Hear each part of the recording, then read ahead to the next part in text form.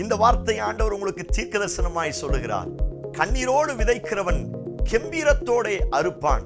நம்முடைய வாழ்க்கைகள் அநேக இழப்புகள், ஏமாற்றங்கள், தோல்விகள், நஷ்டங்கள் வரும் பொழுது என்னை அறியாமலே கண்ணீர் விட்டு அழுவதுண்டு, புலம்புவதுண்டு.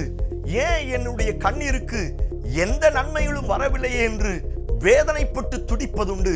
அப்படிப்பட்ட நிலைமையில் இந்த சத்தத்தை கேட்பீர்கள் என்று சொன்னால் உங்களை பார்த்து ஆண்டவர் தீர்க்கதரிசனமாய் சொல்லுகிறார், நீ கண்ணீரோடு விதைத்த எல்லா விதைக்கும் ஒரு கெம்பீரமான அறுவடையை நான் தருவேன் என்று இயேசு வாக்குத்தத்தம் பண்ணுகிறார். தேவ பிள்ளையே, உன் வீட்டை குறித்து, உன் எதிர்காலத்தை குறித்து, பிள்ளைகளை குறித்து, கையின் பிரயாசத்தை குறித்து எவைகளையெல்லாம் நினைத்து நீங்கள் கண்ணீரோடு விதைத்தீர்களோ அவைகளெல்லாம் அறுவடை செய்கிற ஒரு அறுவடை நாட்கள் உங்களை சந்திக்க வந்து கொண்டிருக்கிறது.